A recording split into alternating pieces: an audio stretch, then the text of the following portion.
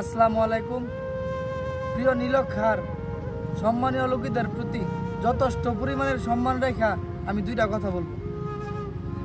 এই যে আমাদের নীলক্ষাতে আধিপত্য বিস্তার নিয়ে যে যুগের পর যুগ ঝগড়া চলতেছে, এই ঝগড়া আমি আর আপনি থামাইতে পারবো না, এটা আমি জানি। তবে প্রতিটা সমাজের মধ্যে নিরহ মানুষ আছে ভাই, সবাই কিন্তু ঝগড়া করে না। আমাদের সমাজে বা অন্য অন্য সমাজে প্রতিটা সমাজের মধ্যে এমন এক থেকে দুইটা ঘর আছে যারা ঝগড়া কোনোদিন করে নাই বা ঝগড়া কি জিনিস বুঝে নাই। আল্লাহর রাস্তায় তাদের কোনো ক্ষতি করবেন না। নিরহ মানুষের প্রতি ক্ষতি আল্লাহ সইব না, আমার ক্ষেত্রে হোক বা আপনার প্রতি হোক। এটা আমি আমাদের এলাকার গণ্যমান্য ব্যক্তি যারা আছেন তাদের প্রতি এই কথাটা আমি তুলে ধরলাম। আপনারা এই বিষয়টা দেখবেন, যদিও এর পিছনে আপনাদের কোনো হাত নাই। প্রতিটা সমাজের মধ্যে 2 থেকে 3টা চুরটা থাকে, এরাই গিয়ে ক্ষতি করা পরবর্তী ভালো মানুষের নামও। এই বিষয় থেকে একটু বিরত থাকবেন, সমাজটারে সুন্দর করে রাখবেন। আর হ্যাঁ, আজকের এই পরিস্থিতির জন্য আমরা কিন্তু কাউরেই দোষ দিতে পারি না।